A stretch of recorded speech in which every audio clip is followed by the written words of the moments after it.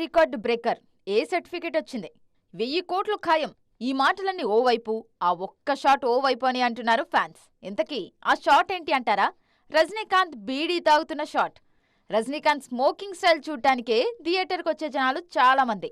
వాళ్ల కోసమే ఈ షాట్ ని లోకేష్ కంపోజ్ చేశారు అన్నది హాట్ గా జరుగుతున్న డిస్కషన్. జైలర్లో చుట్ట కాల్చడానికి, కూలీలో బీడీ పట్టుకోవడానికి చాలా బాగా డిఫరెన్స్ చూపించారు తలైవర్. ఆయన ఓన్లీ సూపర్ స్టార్ కాదు, one and only super star అంటూ హ్యాపీనెస్ ని షేర్ చేసుకుంటున్నారు అభిమానులు.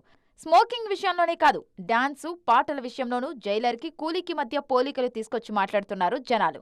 మోనికా సాంగ్ లో తలైవర్ ఎందుకు కనిపించలేదు అన్నది అభిమానులను ఇబ్బంది పెడుతున్న విషయం. ఆ సాంగ్ ని జస్ట్ బిజినెస్ కోసమే వాడానంటున్నారు కెప్టెన్ లోకేష్ కనకరాజ్. జైలర్ లో రజనీకాంత్ స్టెప్ లేయడానికి స్కోప్ ఉంది, కానీ కూలీలో అలాంటి పరిస్థితి లేదు. కానీ సినిమాను ఇన్ని లాంగ్వేజెస్ లో రిలీజ్ చేస్తున్నప్పుడు ప్రమోషనల్ కంటెంట్ కోసం ఏదో ఒకటి ఇవ్వాలి. అలా ఇవ్వడానికే చార్మింగ్ గా ఓ సాంగ్ పెట్టాం.